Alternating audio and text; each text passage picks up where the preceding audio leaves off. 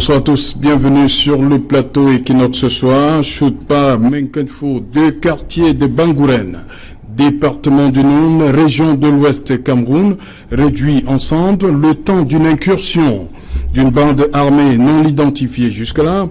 Pour les autorités administratives locales, il ne fait aucun doute, ce sont des personnes parties de la région anglophone du pays qui sont à l'origine de cette nuit inoubliable de samedi dernier. Bangourène, Bougade, situé au confins de la région de l'Ouest, à la frontière avec la région du Nord-Ouest, jusque-là paisible, vient d'inscrire son nom dans la crise dans les régions Nord-Ouest et Sud-Ouest du Cameroun. Et de quelle manière? Près de 109 maisons incendiées, de nombreux blessés, 20 personnes enlevées puis relaxées et un mort sur le carreau. Crise dans les régions Nord-Ouest et Sud-Ouest. Pourquoi Bangourène? Madame, Monsieur, c'est le fait du jour.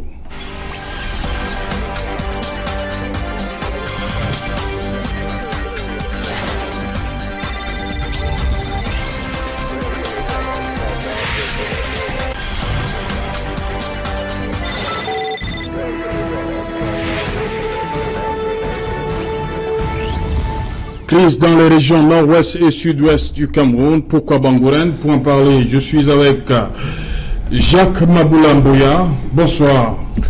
Bonsoir Serge Alain, c'est un honneur et un plaisir d'être sur votre plateau une fois de plus. Je voudrais particulièrement adresser mes voeux de joyeux Noël à ceux qui peuvent encore penser que l'avenir de ce Cameroun est possible dans la paix. Et inviter tous ceux qui doutent à croire que la paix et l'unité nationale dépendent aujourd'hui de nous.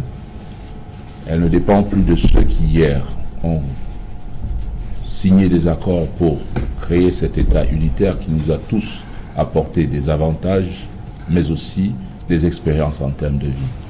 Quelles que soient les conditions de vie aujourd'hui, il faudrait que nous revenions à la conscience que le Cameroun restera uni et indivisible, à notre capacité à faire des concessions. Le pays va mal, de nombreuses municipalités n'ont pas de ressources financières, de nombreuses personnes n'ont plus d'activité parce que la zone anglophone est en feu, et de nombreux opérateurs économiques sont dans la faillite parce que leur chiffre d'affaires a baissé.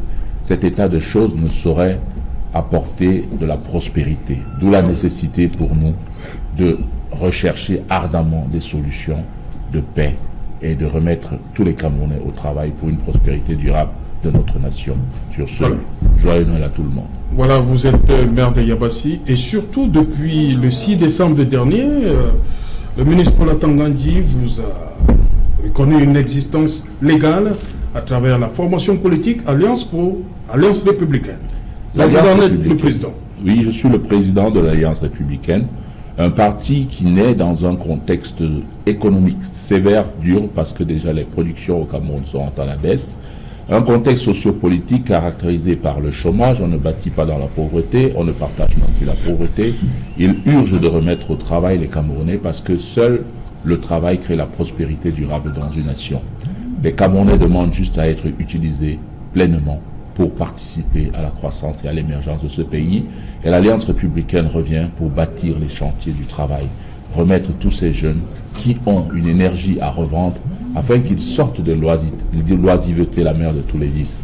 L'Alliance républicaine vient également pour réconcilier les politiques, réconcilier les gouvernants et les gouvernés, parce que on a vendu trop d'illusions au peuple et le peuple a cru que la politique, c'était la moindre chose qu'il fallait faire parce que la politique, c'était le mensonge. Non, la politique, c'est bâtir une nation sur la prospérité, sur la durabilité, sur la gestion durable de tout ce que nous avons en commun. Il est important que tous ceux qui se sont engagés politiquement ou qui se sont résignés politiquement comprennent que l'Alliance républicaine veut mettre en place une dynamique de coalition pour la construction nationale autour de toutes les principales forces politiques de ce pays, pour que vivent nos institutions et que triomphe la République. Juste, solidaire et impartiale. Merci. Sur ce plateau également, Serge Aimé Bicol, bonsoir. Bonsoir Serge Alain. Voilà, vous êtes journaliste, sociologue en développement. Merci d'avoir une fois de plus effectué le déplacement de Yaoundé pour Douala. Merci. Merci. Je viens d'être aussi nommé rédacteur en chef de Panorama Papers, un journal cybernétique qui existe aux États-Unis. Oui. Merci bien. Voilà. Fotine. Bonsoir Fotine Zodjou. Bienvenue. Merci Sejalem, bonsoir à mes co-panélistes et surtout au maire de Yabassi, que je prends pour la première fois en plateau avec lui, et surtout également aux téléspectateurs d'Equinox Télévision et aux fidèles de l'émission Equinox Soir, qui me semble d'ailleurs être la plus suivie actuellement au Cameroun. Voilà, merci. Voilà, il est là sur ce plateau. Cyril Sambaka, bonsoir. Bonsoir Saint-Jalin, bonsoir à tous les téléspectateurs d'Equinox Télévision. Je dois dire que pour moi aujourd'hui c'est sur la base d'une tristesse que je m'adresse aux téléspectateurs aujourd'hui, parce que déjà si je prends le quartier où je suis, les enfants n'auront pas de guirlandes ce soir parce qu'il n'y a pas d'électricité. Et quand je pense à ce qui se passe à Bangourène, que je connais parce que Adamou Poupit c'est son village, l'ancien maire, ils ont eu à me recevoir là-bas, je suis rentré avec du poisson à Douala, donc c'est un coin que je connais qui est à la frontière du nord-ouest. Voilà, je dois dire que c'est avec beaucoup de peine que nous avons appris ce qui s'est passé là-dedans. Brûler 109 maisons, ce n'est pas quelque chose de simple. Commencer à 1h30 du matin pour terminer vers les 5h. Je dois dire que ce village a pris feu et ça a duré des heures. Et en plus de cela, ce qu'on doit dire, c'est que avant cela, il y avait déjà eu quelques antécédents, à savoir des personnes kidnappées, et il a fallu payer des rançons. Je crois que ça devrait déjà nous alerter que la situation n'est pas si facile. Il ne faut pas oublier, surtout ne pas oublier que frontière avec le Noun a eu à recevoir plus de 11 000 déplacés. Oui. Et ils vivent normalement. Du fait de cette crise. Du fait de cette crise. Donc je dois dire que les populations du Nord-Ouest ont été accueillies dans le Noun, sans problème. Je crois que les choses se passent. Le mot d'ordre a été donné du côté de l'UDC d'accueillir les déplacés, de les aider autant qu'on peut. Ce n'est pas la richesse, mais on peut partager le peu qu'on a. Donc je pense que ces déplacés-là vivent tranquillement. Mais tout le monde n'a pas pu se déplacer et certains se retrouvent de l'autre côté et ils viennent avec du poisson au marché de Bangourène, faire des échanges, repartir avec de l'huile de palme pour les ménages et autres. Bon, il y a eu peut-être un incident qu'on m'a signalé, à savoir la barrière que les autorités ont érigée, je crois le dernier jour du marché. Oui. C'était quand exactement? C'était, je crois, le vendredi. Oui. Et les barrières se sont fermées et ces femmes n'ont pas pu traverser pour faire les échanges qu'elles ont l'habitude de faire. Ça a mis un peu de tension dans la zone. Il y a eu des enlèvements, il y a eu des rançons payées. Ben voilà. Et puis ce qui est arrivé cette nuit nous a complètement abattus, parce que la réalité des faits, c'est que on parle de sécession. Quand on parle de sécession, c'est pour mettre en place un pays. Ce n'est pas pour annexer un autre pays. Donc, il faut analyser les choses. C'est la raison pour laquelle le président de l'UDC, le docteur Adamou Ndamdjoya, a convoqué une réunion de crise. Mais justement, hier, il a réuni, docteur Adamou Ndamdjoya a réuni députés, maires, les hauts cadres de l'UDC. Qu'est-ce qu'il en est le sorti? Qu'est-ce qu'on peut retenir de cette réunion? Alors, la première chose, c'était de descendre sur le terrain. De visiter famille par famille, de les aider autant qu'on peut, n'est-ce pas, pour tenir bon. Et cela s'est fait aujourd'hui. Cela s'est fait aujourd'hui. Et au moment où on monte à l'antenne, ils viennent à peine de déterminer. Et la réunion se tient sur le président national pour pouvoir rendre compte de tout ce qui a été vu, entendu et quelles sont les perspectives. Mais avant cela, je dois dire que ce qui est choquant, c'est que le 21, c'est-à-dire vendredi, il y a eu à Fumban, sous l'impulsion du docteur Adamou Ndamjoya, il y a eu dans sa cour un dialogue interreligieux où il y a toute la cour était baignée de monde, où il y avait des catholiques, des protestants, des musulmans qui ont échangé et qui ont pu faire des cultes, des messes, des prières. Et ces prières allaient précisément vers nos zones qui sont en guerre, le sud-ouest, le nord-ouest, l'extrême nord.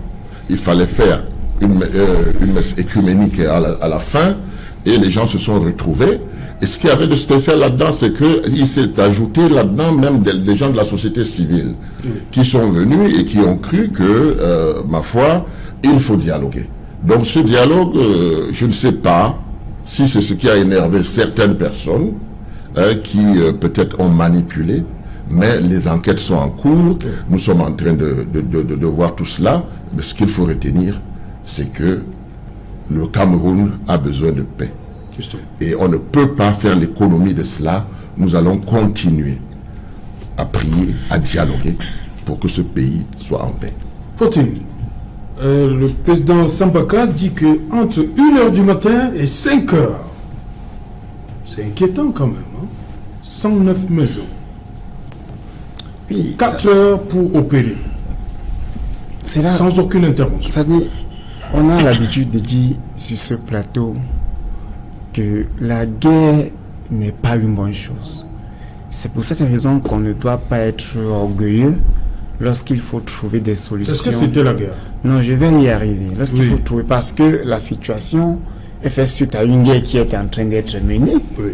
Ce n'est pas Bangourin, certes, c'est pas là-bas que la guerre se déroule, mais la guerre se déroule pas aussi très loin de là. C'est une zone qui d'ailleurs accueille beaucoup de réfugiés. C'est une zone aujourd'hui où les populations du nord-ouest viennent encore échanger avec ceux des régions du Noun pour essayer de prendre des vivres qu'ils ne peuvent pas disposer de leur côté parce que déjà ravagés par la guerre.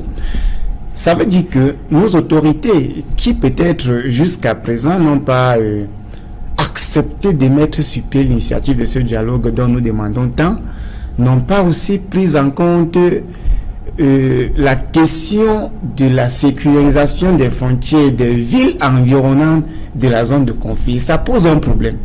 Parce que cette zone-là n'est pas l'unique zone en fait qui frôle les régions. Donc on doit renforcer ça veut dire que si de 1h du matin jusqu'à 5h du matin, on peut incendier une centaine de maisons dans une localité sans que les autorités ne réagissent à temps afin de mettre fin. Cela voudrait tout simplement dire que les populations qui vivent aux alentours des régions ou encore des populations des régions du nord-ouest et du sud-ouest ne sont plus en sécurité. Parce que si de l'autre côté, il y a des sécessionnistes, parce que le vice-président de l'UDC, Sambaka, vient de dire quelque chose, les gens parlent de sécession. Ça veut dire que c'est un gros mot. Ça veut dire que face à une telle question, on ne prend pas les choses à la légère. Et figurez-vous que le monde aujourd'hui est attaqué. C'est le même monde qui accueille les réfugiés venant des zones de guerre. Est-ce que les personnes qui entrent dans cette zone-là et qui s'installent sont véritablement identifiées pour qu'on parvienne à savoir qui sont ceux qui traversent? Alors, est-ce qu'aller leur demander s'ils sont sécessionnistes ou non sécessionnistes ne va pas provoquer en eux un sentiment de rejet? Parce qu'il y a des problèmes qu'il faudrait désormais se poser. Et comme la crise actuellement tente déjà de s'exporter des zones, des régions du nord-ouest et du sud-ouest, je pense qu'il est temps pour nous, surtout pour n'importe quel Camerounais, de poser la question de savoir, et surtout c'est ce que nous avons toujours fait, comment nous devons mettre un frein à cette guerre-là pour que ça s'arrête, même demain matin si possible. Parce qu'après Bangouin, on ne connaît pas quelle autre ville sera attaquée. Il y a plusieurs villes autour des régions du nord-est et du sud-ouest, surtout du côté de l'ouest. On a la ville de Tchan, on a la ville de Boudap, après Babadjo, on a plusieurs autres localités qui jonchent les frontières du nord-ouest et du sud-ouest et qui, comme nous l'avons dit, lorsqu'il y a une situation de crise, personne n'est épargné. Ça peut durer dans une localité 1 an, 2 ans, 3 ans, 4 ans.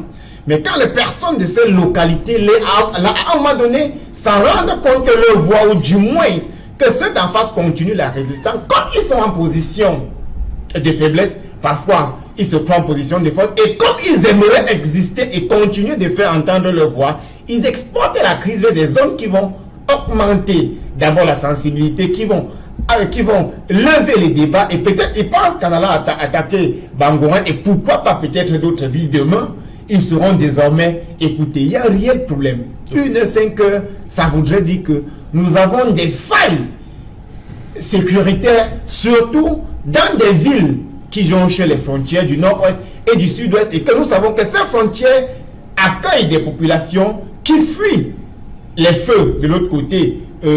Et je pense également que l'État, parce que bon, permettez-moi, j'ai du mal à dire encore l'État parce que si la crise s'exporte, mais du moins je pense que les responsables de la sécurité du territoire devraient savoir que toutes les villes aux alentours de ces régions peuvent être attaquées à n'importe quel moment. Monsieur le Président, il faut le dire, des incursions dans la région de l'Ouest, ça commence à faire beaucoup. Il y a eu le Moun, il y a eu la Ménois, il y a eu les Bambotos, maintenant c'est le Moun. La crise est en train de s'exporter, comme dit Footing. Vous la découvrez, mais je crois qu'au début de cette crise, je vous l'ai dit... il y a même eu le littoral. Oui, toute crise qui naît finit par se généraliser. On ne gagne pas dans les guérillas urbaines. Même Israël, qui est suffisamment aguerri en matière de combat, n'arrive pas à éradiquer la guérilla urbaine. La guérilla urbaine, comme le disait le colonel Jean-Louis Dufour lors de mon stage au Collège interarmée de défense, il dit: les guerres urbaines ne se gagnent pas, elles se négocient. Parce que vous avez des snipers, vous avez des bombes sales qu'on vous dépose ça et là, et vous avez le risque d'embrasement. Le risque d'embrasement au niveau du Cameroun, c'est la frustration sociopolitique qu'on n'a pas pu gérer sur plusieurs décennies. Mais quand une crise naît dans une nation, il se présente deux faces. La menace que nous vivons, mais aussi l'opportunité. Cette crise, c'est l'opportunité pour le Cameroun entier de s'asseoir et de revoir comment avancer ensemble, solidaires, unis, indivisibles. Je pense qu'avant d'arriver au désarmement total, il faille que ceux qui sont à la tête des différentes formations en guerre puissent discuter sur comment en sortir. Parce que force est de constater aujourd'hui que ce soit le gouvernement qui se bat à rassurer son autorité et la sécurité de tous les citoyens, il faut reconnaître que les sécessionnistes ont pris la version la plus risquée et la plus dangereuse de leurs revendications. Hier, ces revendications... C'est-à-dire prendre les armes ? Prendre les armes. Et je crois qu'il faut leur donner l'occasion de déposer les armes en discutant comment est-ce qu'on en sort. Il est clair que... Mais le président fait des appels là depuis le discours du 6 novembre. Le discours du président... Et cette commission l'a mis sur pied, ça ne suffit pas. Le discours du président doit être suivi d'une plateforme de discussion avec ceux qui représentent encore le leadership de ce mouvement. Oui. Il est clair que les sécessionnistes parlent de sécession parce qu'on ne leur a pas encore donné l'occasion de discuter valablement du vivre ensemble. Je suis certain qu'ils regrettent d'avoir perdu leur maison, ils regrettent d'avoir perdu des grands-mères, des enfants, etc. L'hémorragie financière et physiologique dans cette région est telle que il faut être un caillou pour ne pas regretter cet acte. Et je crois qu'à ce jour, que vous l'appelez Sissiku Ayuktambe ou quoi que ce soit, ils savent très bien que nous avons jeté notre peuple à la mort. Et ce charnier doit cesser. Et aujourd'hui, il faut donc systématiquement dire à ces gens, nous devons discuter et le vivre ensemble. Il y a la décentralisation qui est en cours, il y a plein de choses qui vont naître, mais ce qui est sûr, nous devons rester une famille. Hier encore, nous avions centralisé excessivement les ressources de la nation. Il est important et urgent que cette décentralisation devienne effective dans les plus brefs délais et que des responsabilités soient données à tout un chacun. Je voudrais dire pour terminer à tous ces hommes-là, c'est pas parce que la nation va mal qu'il faut saisir cette opportunité pour lâchement tirer sur toute la nation. Nous sommes des frères et sœurs. Il y a des anglophones qui gagnent leur pain suffisamment bien dans la partie anglophone, francophone autant pour moi. Il y a des anglophones qui croient que l'État unitaire indivisible reste la solution la plus viable pour eux. Ce n'est pas parce que vous avez une idée de la politique et de la vision parcellaire de l'État qu'il faille partir aux arbres. Je dis encore, on a posé des actes, les uns envers les autres, c'est des fautes, mais à maxima culpa, demandons pardon et regardons comment repartir ensemble, parce que le Cameroun, c'est une seule et même famille. Je ne pense pas que toutes ces femmes qui ont des services traiteurs, etc., tous ces gens qui ont des activités dans la zone francophone pourront accepter de partir pour une histoire de fédéralisme ou de sécession. Et je pense que le marché Cameroun, qui fait 25 millions aujourd'hui, est rentable pour tous les anglophones. Ce n'est pas demain que le nord-est et le sud-ouest deviendront des marchés plus attractifs que ce grand marché Cameroun. Donc, il ne faut pas vendre l'illusion, il faut s'asseoir comme une seule nation malade et arrêter cette hémorragie financière et physiologique. C'est ma conviction et je pense qu'on peut le faire. Serge Mebikoy, cette incursion, on va dire cette descente punitive pendant 4 heures, quel message ils ont voulu faire passer? C'est un message de la violence, il faut le dire ainsi. Oui. Je me souviens que c'est à 6 heures du matin hier que nous avons été au courant du... Sur les réseaux sociaux, les justement, messages, ce sont des confrères qui nous ont donné cette information de manière à ouvrir justement le débat sur nos antennes. Mais je me rends compte que c'est pas la première fois. Il y a un mois exactement, 10 pêcheurs avaient été enlevés dans cette zone du Bangourène. Mais je me rends compte que les pouvoirs publics n'ont pas... L'attention a été attirée, mais ces derniers n'ont pas travaillé à ce que l'on puisse justement voir dans quelle mesure on peut parer à toute éventualité insécuritaire. C'est vrai que Foussine Ferré était tout à l'heure de l'État. Moi, je n'aime pas parler de l'État, j'aime parler des pouvoirs publics ou encore des officiels gouvernementaux. Parce qu'on peut encore cibler tel ou tel dans la dynamique de lutte contre un fléau déterminé. Donc, lorsque ces 10 pêcheurs avaient été enlevés, il était question justement de payer les rançons, et ce qui a été d'ailleurs fait. Mais je me suis rendu compte que un mois après, des officiels gouvernementaux n'ont pas travaillé à ce que l'on puisse justement lutter ou bien créer d'autres mesures dans le sens de lutter contre cette insécurité-là. Parce qu'il faut relever que sur le plan contextuel, le poste de gendarmerie de Bangourène contient 3 éléments de sécurité. Oui. Et le conflit spécial, 2 éléments. Ça fait 5. Et lorsque l'on voit la polarisation de l'avalanche insécuritaire avec en toile de fond cet afflux des réfugiés, des déplacés, des migrants qui arrivent, il faut également relever que l'arrondissement de Bangourène se situe entre les départements du Bui et de Ngoketunja et le fleuve du Noun. Donc lorsque vous voyez ces différents éléments sociologiques, vous vous rendez davantage compte qu'il faut mettre en place un ensemble, un dispositif sécuritaire pour justement parer à tout ce qui peut arriver. Parce qu'on ne peut pas comprendre que dans un département comme le Noun, bien dans un arrondissement comme Bangourène, qui a 3 éléments de sécurité dans le poste de gendarmerie et 2 éléments au niveau du commissariat spécial, vous ne pouvez pas, même s'il y a... C'est pour cela que l'on peut comprendre pourquoi, de 1h à 5h du matin, les frappes ont justement ciblé des dizaines d'habitations, des dizaines de boutiques, de même que la victime qui en a payé le lourd tribut. Parce qu'en réalité, il n'y a pas ce contingent de forces de l'ordre qui a été davantage mis en vitrine, de manière que l'on puisse voir dans quelle mesure on peut parer à toute éventualité insécurité. Donc il y a un problème de fond. Il faut relever que l'arrondissement de Bangourène est situé sur la longue frontière entre le département du Bui, du Ngoketunja et le fleuve Noun. Et qu'à ce niveau, sur cette longue frontière, il y a une forte probabilité de la fuite des réfugiés, des migrants et des déplacés.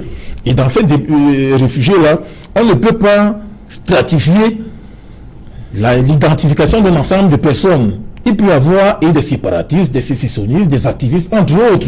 Mais maintenant, personne ne va se déclarer séparatiste ou bien sécessionniste devant qui que ce soit. Et c'est pour cela que l'ensemble des forces de sécurité devrait davantage être mises en veille pour justement traquer toute personne qui rentre dans cette polarisation qui existe sur cette longue frontière Parce que c'est ça le véritable problème. Oui. Dites-moi, Président Sabaka, ceux qui ont perpétré cet acte-là, ils sont partis du nord-ouest ou bien c'est, on va le dire comme ça, c'est déplacés qui se trouvent là? Non, ils sont partis du nord-ouest parce Voilà. que la personne qui a été tuée, c'est celle qui était au niveau de la barrière. Voilà pourquoi il se pose un problème. Il faut renforcer le Oui. contrôle à l'entrée. Oui, ce Au que- risque d'être considéré comme pas de la nation, fait- d'être rejeté, comme disait Fauting. En fait, Est-ce que ça ne va pas créer ce sentiment de rejet? je pense que, justement, je pense que il faut prendre la chose avec la nouvelle façon de voir Oui. et ce qui nous arrive. Parce que au moment où la délégation de l'UDC Oui. devait quitter Bangourin, le gouverneur et le préfet sont arrivés, ils étaient aussi là, mais ça n'a pas empêché que ces groupes-là se mettent à tirer, ils étaient à distance. Ça veut dire qu'ils n'étaient pas loin de là. Ils se sont mis à tirer partout. Donc, ils n'étaient pas partis. En réalité, ils n'étaient pas partis. Ils étaient à quelques Ça veut dire quoi? la ville. Les tirs de sommation, ça veut dire quoi? Ben, disons que pour les gens qu'ils ont enlevés, ils leur ont demandé de chanter Paul Biya Mosgo, etc., des choses de ce genre. Vous devriez chanter cela avant qu'on ne vous libère.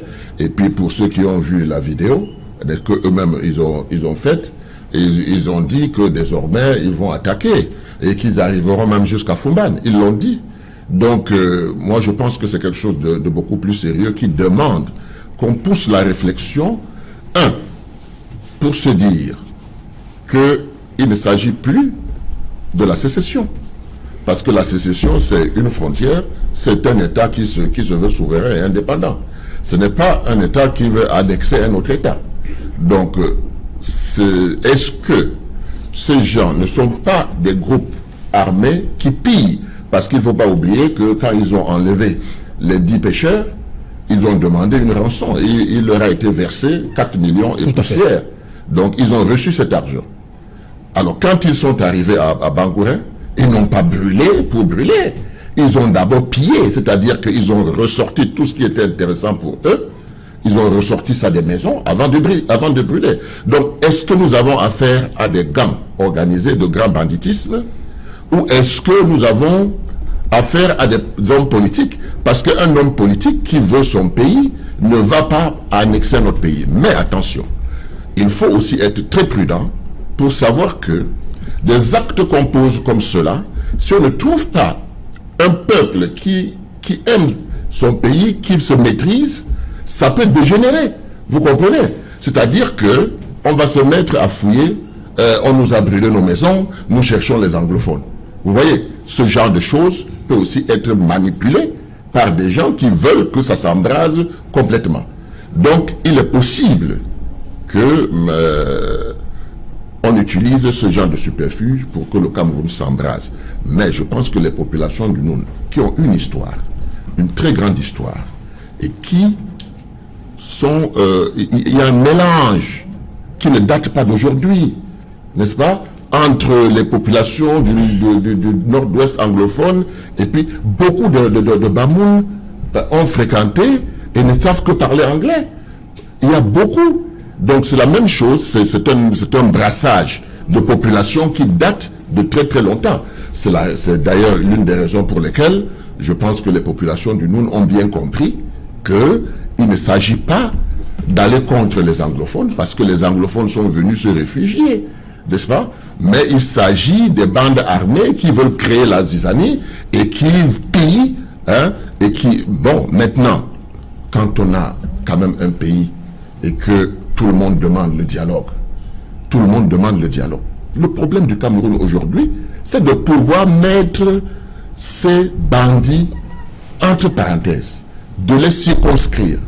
Parce que ce qu'ils veulent, c'est les rançons et les pillages. Ils sont prêts à tuer, ils sont prêts à incendier, mais est-ce que politiquement, les gens qui veulent le fédéralisme ou qui veulent la sécession, c'est leur arme?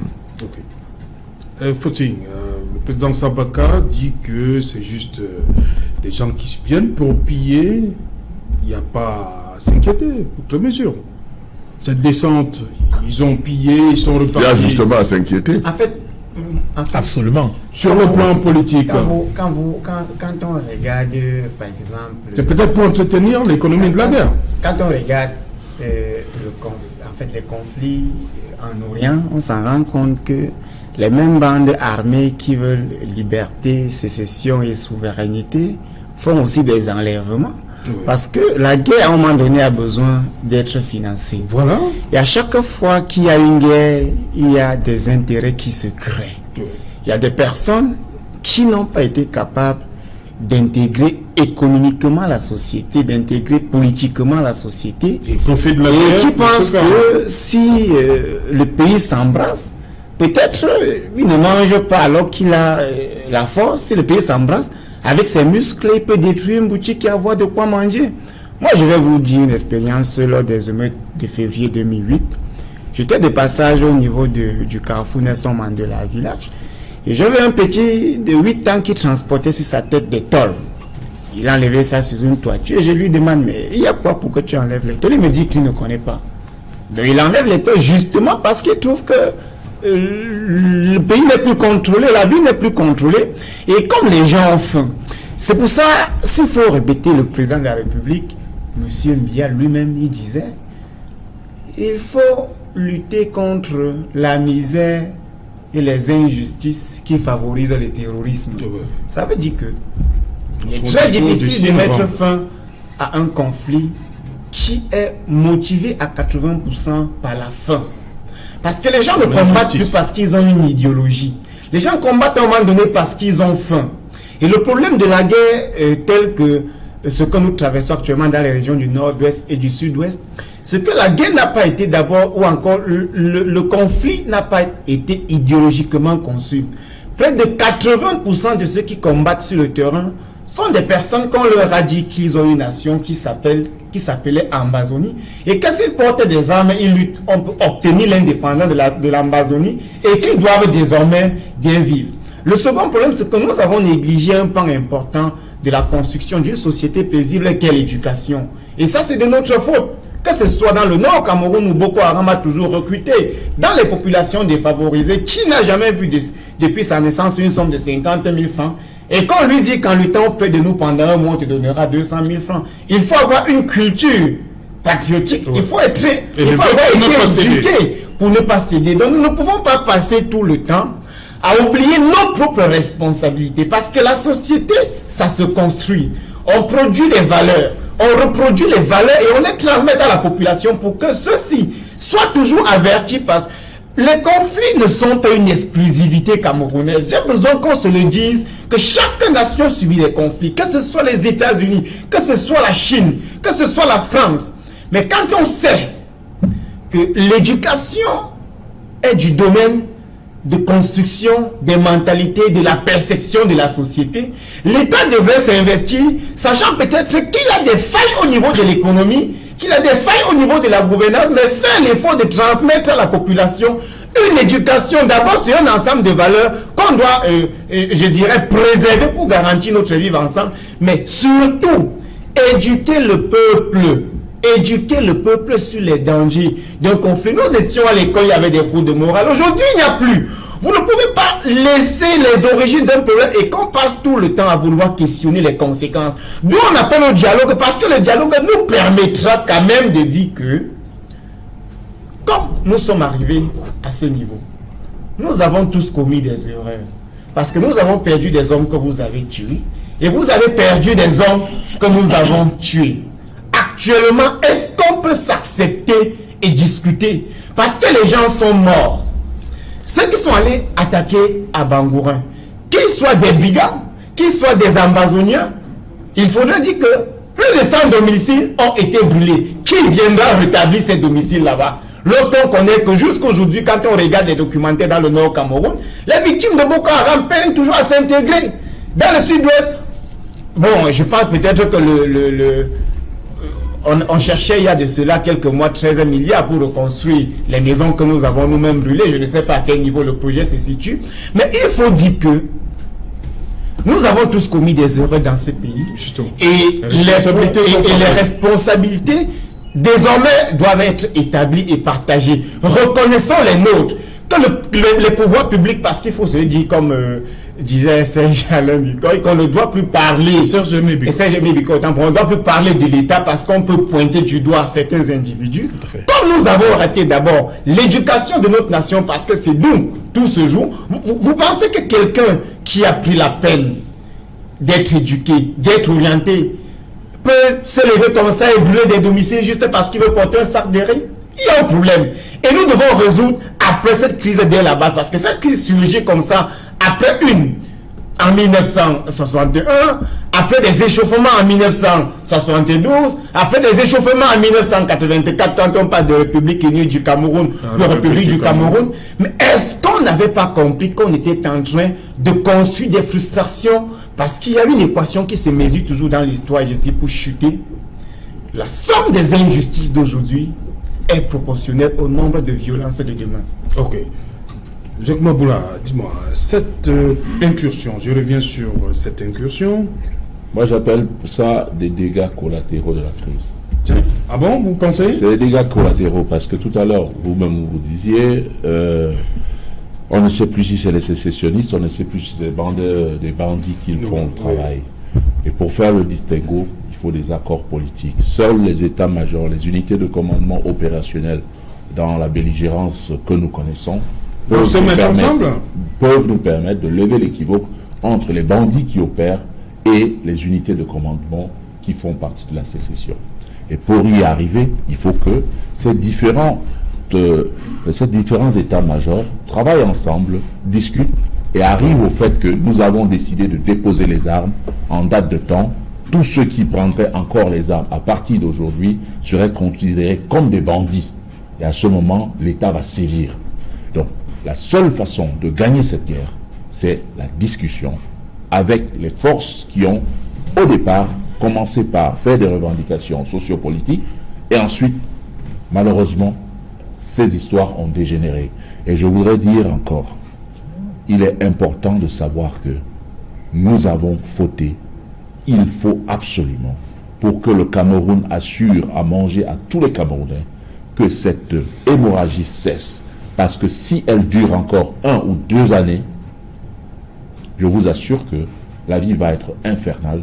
Et ce ne sera plus seulement des bandits dans le nord-ouest qui feront le coup, parce que plusieurs économies vont s'arrêter, la pauvreté et la misère va s'installer, des salaires ne seront plus payés, les économies, l'État aura plus de besoins financiers sur le front que nous ne pourrons plus, l'État ne pourra plus honorer ses engagements. C'est pour ça que je dis qu'il est urgent que les politiques qui ont encore le patriotisme en partage puissent apporter un soutien à ceux qui gouvernent aujourd'hui, y compris le chef de l'État, le chef d'État, le chef des armées, pour qu'on trouve une issue à cette affaire.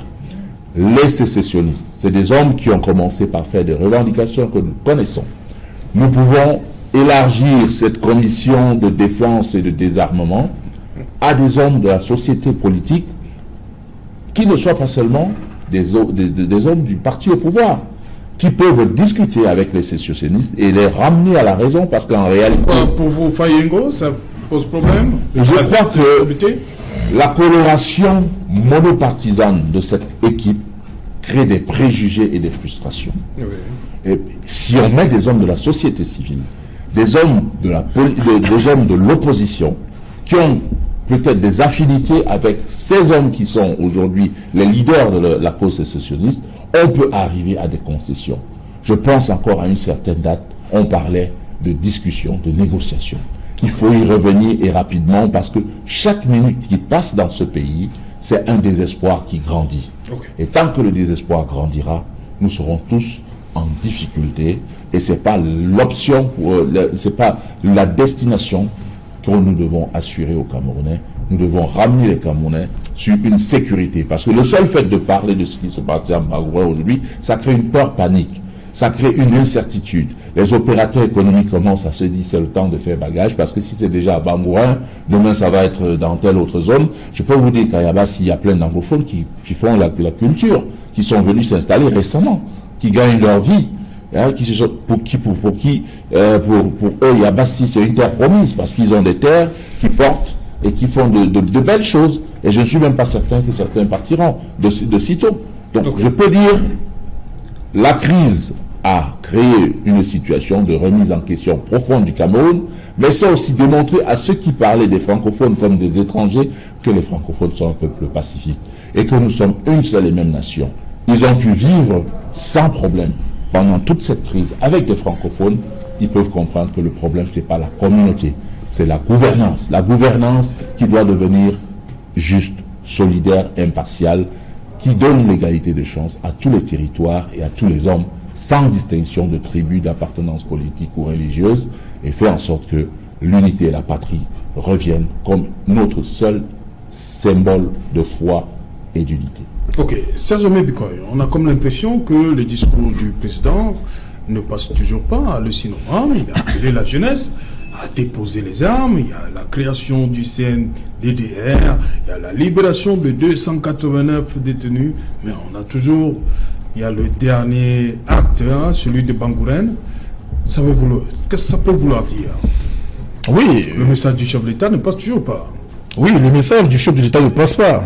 Parce que, vous savez, l'essentiel ne consiste pas tant à diffuser un message coercitif, répressif, qui reste purement et simplement théorique sur les populations, mais encore faut-il que des moyens soient mobilisés de manière à faire adhérer les populations locales à ce type de message-là. On a toujours clamé ici au fort. Omer Maboula, il parle des hommes dans le CNDDR, que c'est un problème d'hommes. Oui. Intégrer la société civile. Oui, vous savez, la coloration monopartisane dont tu as parlé tout à l'heure, c'est un fait établi. Et c'est ça qui montre véritablement que les officiels gouvernementaux ne jouent pas fin jeu. Parce qu'en réalité, si l'on veut lutter contre cette crise sécessionniste, si l'on veut véritablement mettre un terme à cette crise, il faut véritablement faire participer l'ensemble des forces sociopolitiques. On a des leaders de la société civile, on a des forces religieuses, on a des acteurs qui sont aussi bien en amont qu'en aval, qui peuvent participer justement à ce comité de manière que l'on puisse davantage cerner, non pas seulement les acteurs qui font partie intégrante de la classe gouvernante qui est ultra dominante, mais il faut également faire intégrer ces leaders religieux, ces leaders politiques, ces acteurs sociopolitiques, ces entrepreneurs sociaux qui ont déjà apporté leur contribution à la réflexion sur la crise anglophone, sur le contentieux qui règne depuis des années aujourd'hui. Lorsque l'on ne voit pas ces différents acteurs-là, on a l'impression que, oui, l'État veut avancer seul, sans qu'il y ait justement la participation de ces autres acteurs. On a également réclamé ici le dialogue citoyen, le dialogue national citoyen.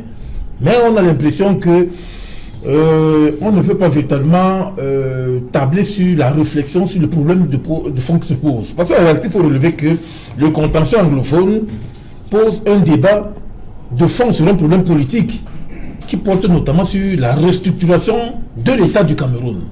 On est là dans la refonte de l'État. Mais si aujourd'hui on veut davantage appliquer les solutions qui, à mon sens, sont cosmétiques parce que accessoires, le problème ne sera jamais résolu. Le débat de fond porte sur un problème éminemment politique. Ouais, mais le débat sur la restructuration de l'État. Mais le gouvernement de Yaoundé estime que non, il ne faut pas débattre. Ils disent ceci, on va débattre avec qui? Mais ça veut dire quoi? Lorsque le gouvernement estime qu'on va débattre avec qui? Ça veut dire qu'il y a une fuite en avant. Alors qu'on sait véritablement avec quel acteur on peut débattre. Nous savons quels sont les différents acteurs qui ont travaillé sur la question anglophone. Dorothy Ndjima est encore vivant, David Abou-Macho est encore vivant, Paul Biamé même encore vivant. Hein? Nous connaissons tous ces acteurs-là et les documents sont encore enregistrés dans les différents tiroirs. Pourquoi on ne peut pas poser le débat de fond qui porte sur la restauration de l'État? Vous avez justement les sécessionnistes, vous avez les séparatistes, vous avez les fédéralistes, vous avez les partisans de la décentralisation, vous avez les régionalistes, entre autres. Si l'on crée maintenant un dialogue national, il y a le président Damdjoua qui a toujours exigé qu'il y ait un débat, un dialogue de fond, un dialogue citoyen, un dialogue sur l'éthique républicaine. Si l'on pose justement ce débat-là avec ces différents acteurs qui optent pour plusieurs types de solutions, moi je pense que sur la base de ce débat-là, on peut avoir justement un ensemble d'actions, un ensemble de mécanismes d'action permettant justement de voir dans quelle mesure on peut justement solutionner le problème. Il ne suffit pas aujourd'hui de clamer des discours à la télévision pour dire que oui, j'appelle au dépôt des armes. Non, ça ne se passe pas ainsi. Bon, sinon, oui, vous allez crier en amont qu'il faut appeler au dépôt des armes, alors qu'en aval, il y a un problème de fond qui demeure. Parce que la problématique sécuritaire ne fait que s'amonceler d'une aile culturelle à une autre. Et on va toujours rester là à pouvoir discuter alors qu'en réalité, il y a un débat de fond qu'il faut justement engager. Ok. Dans Sambaka, pourquoi l'UDC prend ce problème après le corps? Pourquoi je veux sorti depuis? Oui, je veux dire cette mobilisation avec le je veux dire, de tout temps, l'UDC a toujours opté pour le dialogue. Et je pense que ce que nous vivons comme crise aujourd'hui, c'est une crise de la générosité contre, du moins, de l'égoïsme contre la générosité. Oui. Et il ne faut pas que les Camerounais aient la mémoire courte. Nous avons déjà connu des crises au Cameroun et nous avons connu en 91 une crise qui s'est résolue à la réunion tripartite. À ce moment-là, pourquoi est-ce que l'État n'a pas demandé on va dialoguer avec qui? Voilà. Et alors, qu'est-ce qui est sorti de la tripartite? Si aujourd'hui, nous pouvons parler de la constitution que nous avons, ça a été inspiré au niveau de la tripartite, où d'ailleurs l'État avait refusé de mettre sur la table la réforme constitutionnelle. Mais de haute lutte, nous avons pu obtenir cela. Et je dois dire qu'aujourd'hui, si vous prenez les résolutions de la tripartite, vous allez vous poser la question, pourquoi est-ce que le Cameroun est en guerre? Le Cameroun ne devrait pas être en guerre. Je dois dire que la guerre qui existe aujourd'hui, c'est la guerre de la confiscation du pouvoir contre la générosité. La guerre qui existe aujourd'hui, c'est la centralisation excessive contre le développement local. C'est de ça qu'il s'agit. Alors là maintenant, on paye le prix. Il y a des populations qui meurent. Il y a le sang qui coule. Pourtant, la solution est là. Et je pense sincèrement que nous ne perdons rien à préparer la réconciliation et le pardon. Je pense que c'est dans cet ordre de choses que le docteur Adamou Ndamjeya a réuni le 21 des gens pour parler de dialogue interreligieux où même la société civile s'est associée parce que les Camerounais ont besoin de ça. Ils ont soif de dialogue. Okay. Ils ont soif de dialogue et là où le dialogue peut s'installer, ils y vont. Ok. Bonsoir Cédric Noufélé. Bonsoir Serge Alain, bonsoir aux invités. Voilà, nous sommes lundi, journée fériée, 24 décembre, bien évidemment. Le 20h, il est là, comme toujours, et vous êtes à la manœuvre. Et à la veille de cette fête de Noël, vous verrez dans le journal de 20h la morosité qui caractérise les préparatifs de cette fête de Noël, notamment à Bamenda, dans le chaudron de la crise anglophone. Là-bas, les populations n'ont pas le cœur à la fête, elles qui sont prises en tenaille dans ces affrontements armés entre des groupes séparatistes et l'armée camerounaise. Vous suivrez également le dispositif sécuritaire mis en place dans la ville de Douala afin de rassurer les populations sur les possibles agressions qui pourraient subvenir. La gendarmerie veille au grain. Vous suivrez les explications de la gendarmerie dans le journal de 20h. Nous évoquerons également comment Noël se vit au Congo, Kinshasa, un pays qui retient son souffle à quelques jours de la nouvelle date d'une élection cruciale, celle de l'élection présidentielle, et la commission électorale qui promet de publier les premières tendances 2 jours après le scrutin présidentiel. Nous prendrons le pouls de Kinshasa avec notre envoyé spécial, Éric Massanjomo, en République démocratique du Congo. Serge Alain. Voilà, développement de tous ces titres, c'est dans le 20h de Cédric Noufélé. Quant à moi, je vous retrouve après, toujours en compagnie de nos 4 invités pour Equinox Soir. Deuxième partie, le temps du débrief. Place tout de suite, madame, monsieur, au journal.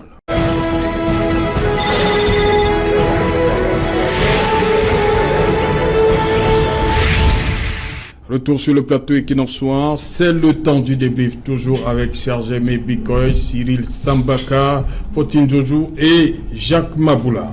Dites-moi, la gendarmerie nationale promet de mettre les populations en sécurité parce qu'il y a ce phénomène dont on parle depuis le début de cette émission, cette incursion dans la région du Noun, et on a connu bien avant le département du Mungu. Il y a une espèce de généralisation, c'est pourquoi la gendarmerie promet de veiller un peu plus au grain de ce côté-là. Oui, la gendarmerie fait son devoir régalien. Il faut savoir que la force, la première arme des sécessionnistes, c'est généraliser la peur. Oui. Pour que les activités économiques s'arrêtent et que la nation ait de moins en moins de ressources financières pour les combattre. Et je pense qu'il faut que les populations soient disposées à donner toutes les informations utiles et nécessaires et restent en alerte pour aider la gendarmerie à accomplir cette tâche qui est salutaire pour la sécurité de tout le territoire, mais aussi pour la continuité objective et fonctionnelle de notre économie. Donc je voudrais demander à ces hommes qui vont prendre le service de véritablement ratisser tous les coins et recoins afin que, après Bangourin, qu'une autre ville ne suive pas. Parce que si ça venait à être le cas, on aura du mal à encourager l'investissement dans certaines localités. Et si cette réalité venait à prendre corps, je vous assure que c'est notre économie nationale qui va véritablement souffrir. Ce n'est pas ce que nous souhaitons. Quelles que soient nos colorations politiques, le Cameroun est dans une impasse difficile. Toutes les personnalités ayant des atouts à pouvoir convaincre devraient apporter leur contribution pour que le Cameroun en sorte uni et indivisible. Je propose que, face à la sécession, face à ces risques sécessionnistes qui se polarisent un peu plus, qu'on mette plutôt en place ou qu'on reforme cette commission sous la forme d'un comité d'apaisement, de réconciliation et de désarmement. La différence est la suivante. Le comité d'apaisement a un volet purement diplomatique qui travaille directement avec les différents états-majors de la sécession. Une fois que le volet diplomatique souterrain va être efficient et efficace, on va arriver à un accord de réconciliation et le désarmement va suivre. Si on procède autrement, je vous assure que sans l'implication directe des chefs des états-majors de la sécession, nous aurons du mal à désarmer durablement parce que les sécessionnistes peut-être seront en difficulté, mais le grand banditisme armé va sévir dans plusieurs localités du Cameroun au nom de la sécession, alors que ce ne sont pas les sécessionnistes. Et il faut faire très attention. Si cette septicémie venait à prendre corps dans plusieurs localités, je peux vous assurer que les recettes de l'État du Cameroun vont être presque réduites à néant et nous allons connaître une implosion. Je n'ose pas dire une dislocation, une aventure vers l'inconnu. Ok, Serge Bikoy, en suivant attentivement le commandant de la Légion de la gendarmerie du littoral, il parle de la recherche permanente pour cette période-ci du renseignement et appelle la population à véritablement collaborer avec nos forces de gendarmerie.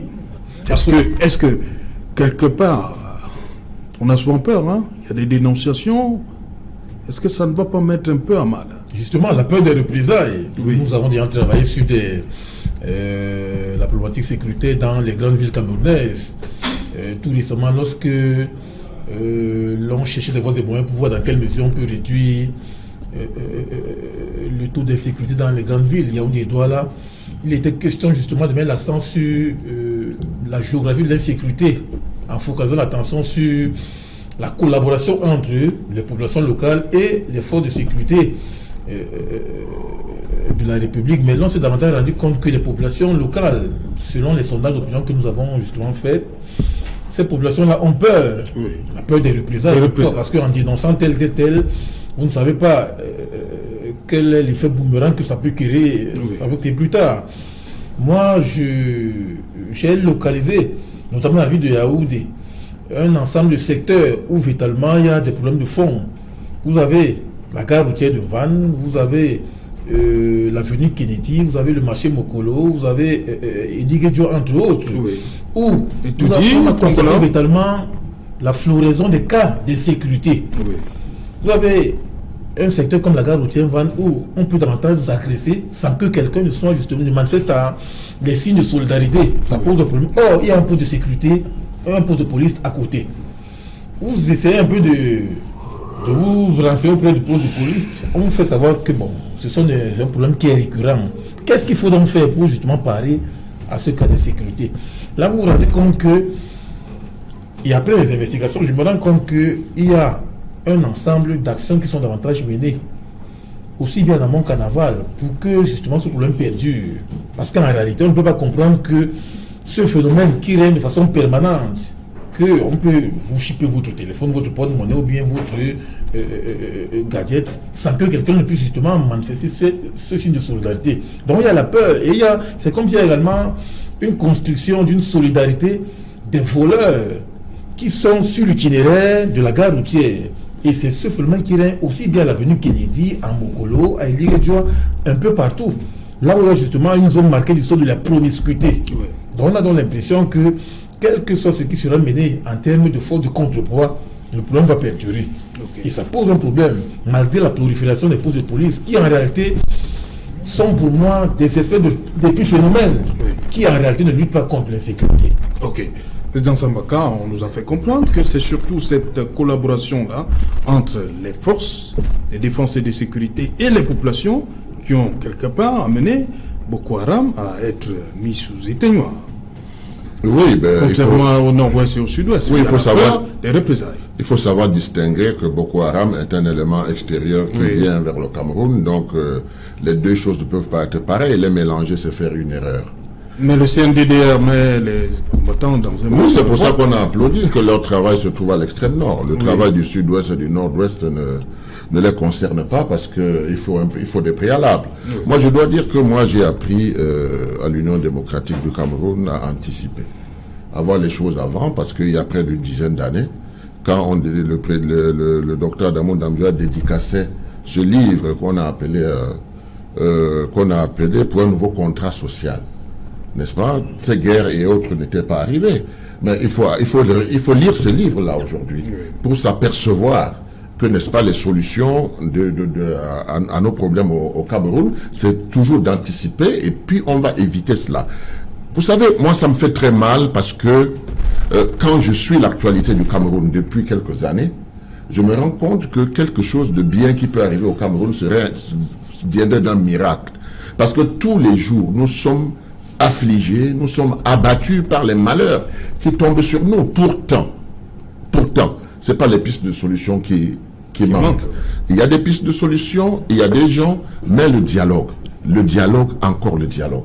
Parce que vous ne pouvez pas comprendre qu'aujourd'hui, le colonel est obligé de dire il faut que les populations fassent ci, fassent ça. Mais les populations s'organisent entre elles-mêmes parce qu'elles sont responsables. Moi, je me rappelle que quand nous étions au lycée, et on avait anticipé un certain nombre de choses, dont on partait dans les boîtes de nuit, on rentrait à pied à la maison. Il n'y avait aucun problème, il n'y avait aucun souci. Donc, ce qui est important aujourd'hui, c'est de savoir que les solutions existent. Moi, je suis dans un... Mais les menaces n'étaient pas les mêmes. Non, vous savez, plus le temps passe, plus les menaces grandissent et plus ça se généralise. Moi, je suis dans un parti politique où ces choses-là, nous en parlons. Parce qu'on a la chance d'avoir un leader qui a parcouru le monde pour régler les problèmes de paix. Pour régler les problèmes pas plus loin qu'ici, en Centrafrique, en Afrique du Sud, à Sarajevo, partout dans le monde. Donc, les solutions existent, l'expertise est là. Mais, pourquoi est-ce que nous pensons que un gouvernement n'est pas fait pour tous les Camerounais? Il faut qu'on choisisse des gens d'un parti politique qui doivent donc impulser cela. Et s'ils n'ont pas l'expertise, et s'ils n'ont pas envie que ça change, et s'ils veulent rester sur les positions égoïstes, ça pose un problème. Nous avons la possibilité de régler ce genre de conflit quand nous avons un service décentralisé avec des communes responsables qui ont les moyens pour encadrer les populations, les populations sont partie prenante, ces populations aimeraient travailler en paix et toute personne qui viendrait troubler l'ordre, n'est-ce pas, ce sont ces mêmes populations qui vont mettre de l'ordre. Il ne faut pas que ce soit forcément les hommes en tenue qui viennent mettre de l'ordre dans notre pays. C'est la raison pour laquelle je pense qu'il est important d'écouter les gens. Il est important qu'aujourd'hui, le débat au Cameroun soit le débat d'idées. Ça ne peut plus être la dictature gouvernementale parce qu'elle est héritée de la colonisation. Et le colon, quand lui, il est venu ici, c'était pour rendre heureuses les populations de là-bas. Aujourd'hui, le Cameroun nous revient.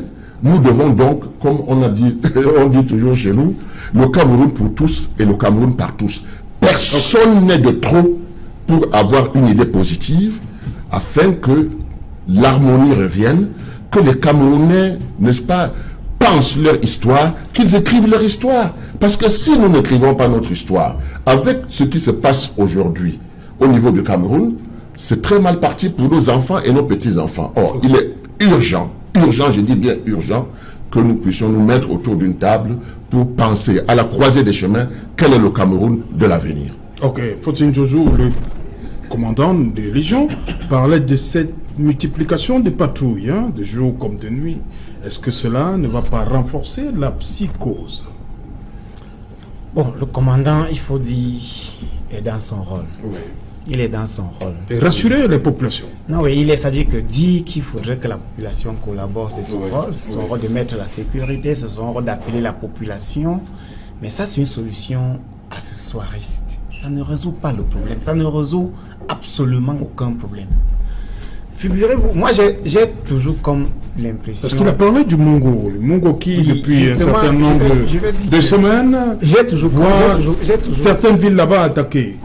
J'ai toujours comme l'impression que notre société a été conçue pour désormais ne plus marcher. Parce que quand on arrive pour un ministre à appeler les populations par un communiqué d'aller curer les rigoles, quand on se retrouve devant un maire qui demande aux gens de bailler la cour de leur maison, quand on trouve un gendarme, un commandant qui lui demande aux populations de dénoncer des personnes suspectes, ça veut dire en fait que cette société n'existe plus. Au point où on rappelle à un chien qui doit s'asseoir pour manger.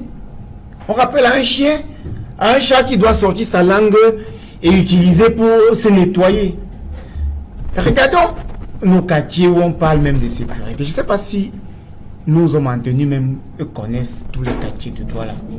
On a installé devant moi un poste de police au niveau du marché d'Orpassi. Je prends juste ce cas-là. Mais ce qui se passe au marché d'Orpassi actuellement, c'est comme si le marché d'Orpassi était, je dirais, un environnement hors du Cameroun.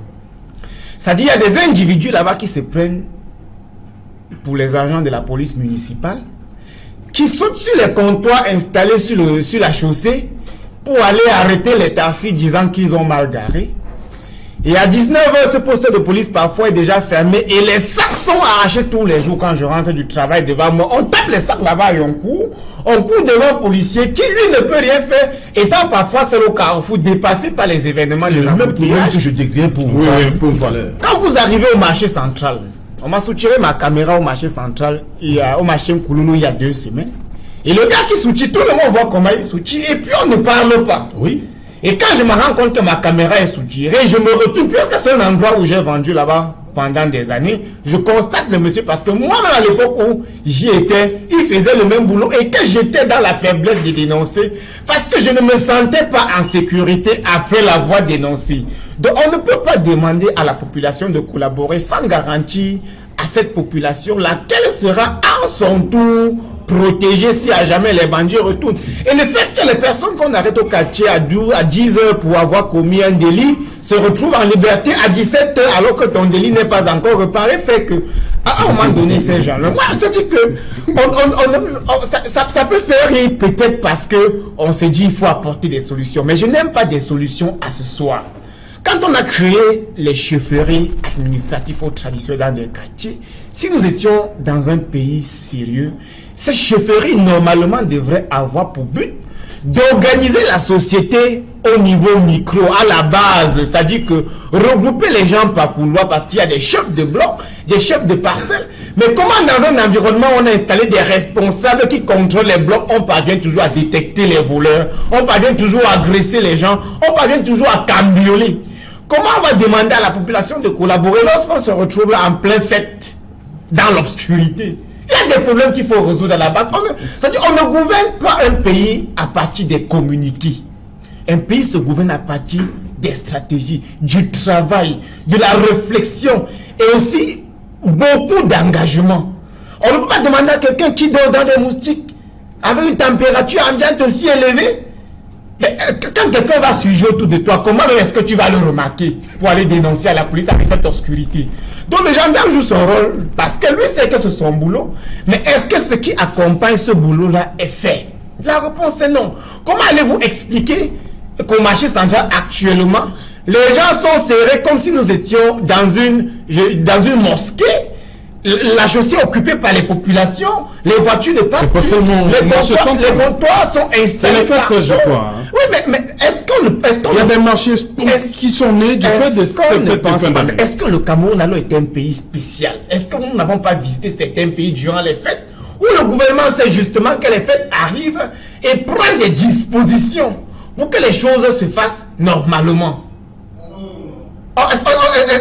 Est-ce qu'il suffit de dire collaborons, comme il suffit de dire on va désarmer les sécessionnistes, comme il suffit de dire on va créer 50 000 emplois, comme il suffit de dire on va accroître l'économie, comme il suffit de dire on va former les jeunes? Est-ce qu'il suffit de dire ça? Est-ce que ça suffit? Il faut poser des actes et donner une chance aux engagements que nous prenons de prospérer. Et cette chance aux engagements là, c'est de savoir que côté d'un problème, pour que cela marche, il faudrait aussi résoudre les problèmes environnants. Parce que dénoncer la sécurité, c'est aussi l'éclairage public. La sécurité, c'est aussi la justice face aux populations. La sécurité, c'est aussi, je dirais, le bien-être même psychologique des agents de sécurité. La sécurité, c'est un ensemble de choses. Ce n'est pas seulement un communiqué des forces de l'ordre et de sécurité. Ok. Bonsoir Sylvestre Politzango. Bonsoir Serge Alain. Voilà, 100% football, c'est dans quelques instants. Au menu, ce soir, Sylvestre. Au menu de cette édition de 100% foot, rappelons, vous le savez que nous sommes en fin d'année.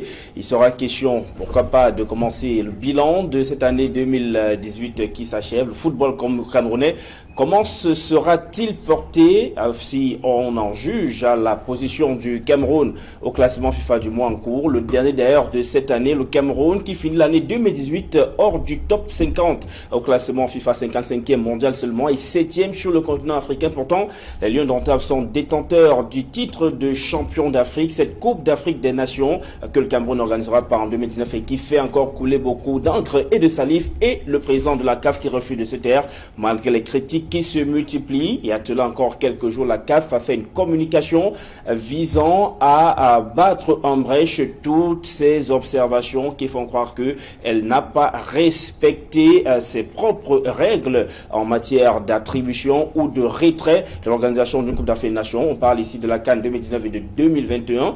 On en parlera ce soir sur le plateau de 100% foot. Nous parlerons aussi de cette belle victoire ou bon parcours de New Star de Douala en Coupe de la Confédération. New Star de Douala qui a joué 4 matchs en Coupe de la CAF. Aucune défaite. New Star qui a été accroché 0 but partout à Limbé. C'était dimanche au stade Omnisport de la ville de Limbé, mais un résultat suffisant pour lui permettre de pousser l'aventure dans cette compétition. Par contre, Coton Sport de Garoua qui de la Ligue des Champions, les cotonculteurs, malgré leur courte victoire 2-1 samedi au stade militaire de Yaoundé, sont éliminés de la Ligue des Champions puisqu'au match aller en Égypte, ils avaient été battus 2-0. Voilà Serge Alain, un peu le menu de cette édition de 100% foot, bien d'autres choses sont au programme de cette émission avec nos invités ce soir. Nous recevons justement Faustin Domke, le président de New Star de Douala et aussi vice-président de la Ligue professionnelle du Cameroun. Vous savez que ça fait un peu plus de 4 mois maintenant que le championnat est terminé, mais la saison n'a toujours pas repris. Sylvestre Politzango, moi je retiens 2 choses, 55e mondial et 7e africain.